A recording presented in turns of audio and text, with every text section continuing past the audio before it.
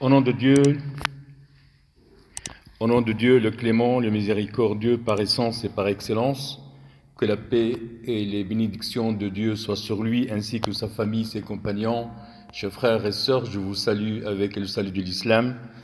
Et le salut de l'islam, assalamu alaikum wa rahmatullah. Nous voici, chers frères, revenus à la mosquée pour la deuxième semaine après ce long confinement, mais un déconfinement partiel, comme vous le voyez, parce que distanciation sociale, etc.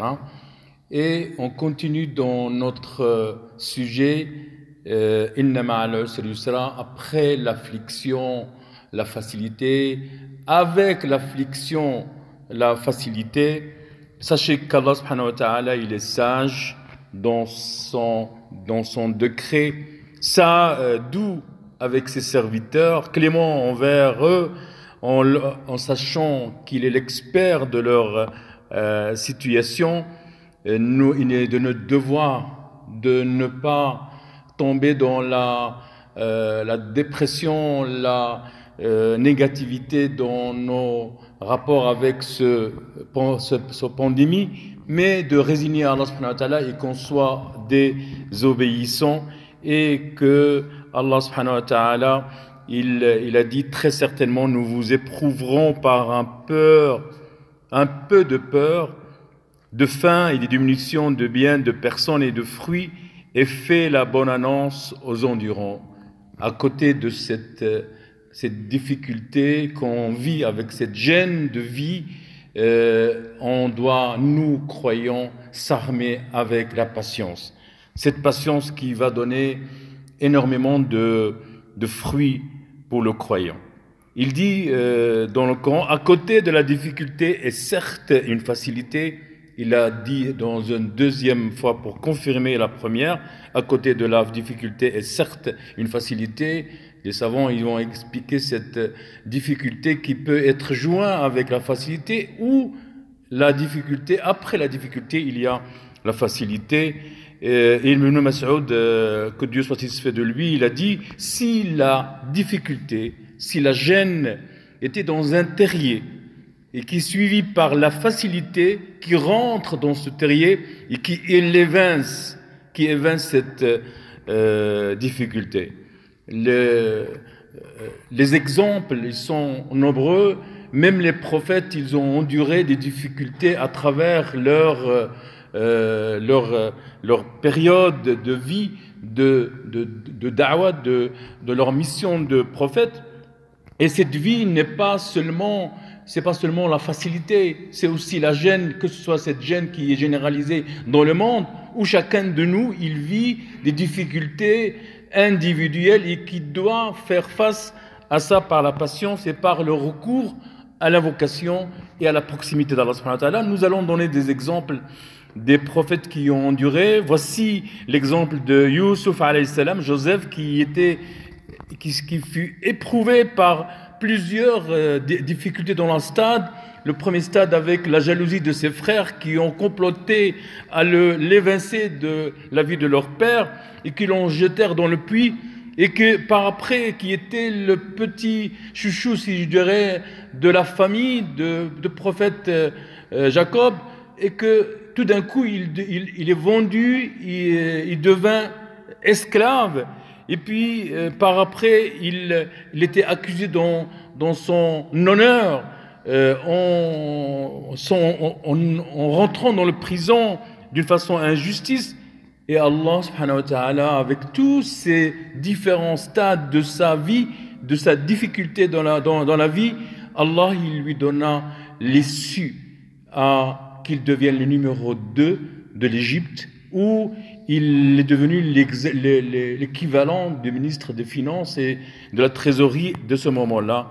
Et puis l'exemple d'Abraham, lorsque son peuple, il voulait le brûler pour qu'il l'évince de ne pas parler de l'unicité d'Allah subhanahu wa ta'ala. Et qu'est-ce qu'il a fait? Allah subhanahu wa ta'ala, il lui dit, nous dîmes au feu, soit pour Abraham une fraîcheur salutaire. Et donc, Allah subhanahu wa ta'ala l'a sorti de cette mort qui était évidente. Et l'exemple aussi de Jonas, Yunus alayhi salam, lorsqu'il fut avalé par la baleine, qu'est-ce qu'il a fait quand il rentre dans cette obscurité de ce poisson? Qu'est-ce qu'il a fait? Il invoqua Allah, il se rappela d'Allah, et qu'il fait des évocations de cette obscurité jusqu'à ce qu'Allah subhanahu wa ta'ala l'a secouru de cette grande gêne. L'exemple aussi de Job, Ayoub, lorsqu'il fut éprouvé par une grande maladie, et Allah il dit, et Job quand il implora son Seigneur, le mal m'a touché, mais toi tu es le plus miséricordieux des miséricordieux.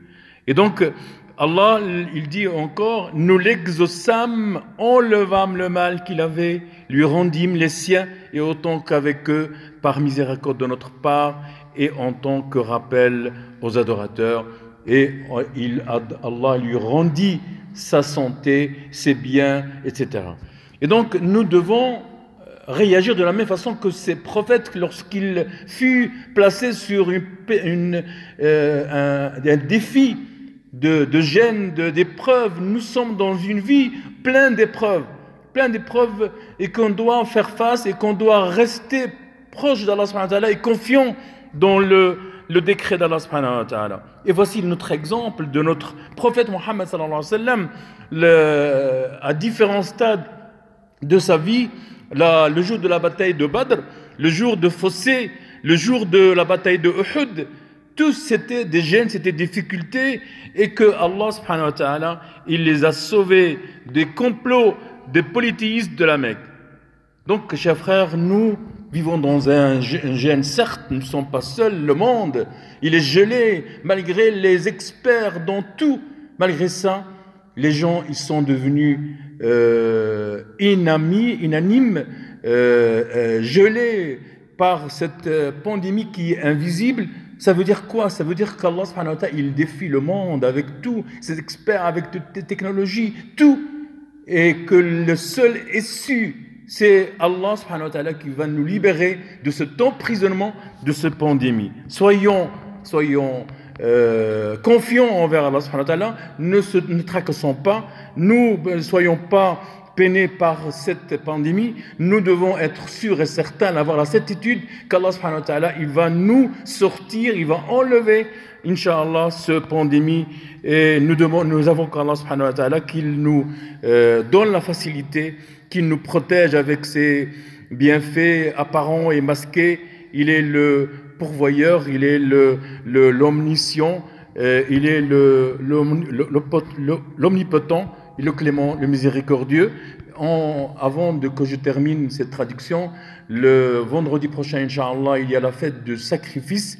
Donc, nous demandons de ne pas venir avec les femmes et les enfants. Soyons pratiquons cette distanciation sociale jusqu'à ce que Allah subhanahu wa ta'ala nous enlève cette pandémie. Wa astaghfirullah li wa lakum wa li jami'il muslimin. Wassalamu alaykum wa rahmatullah.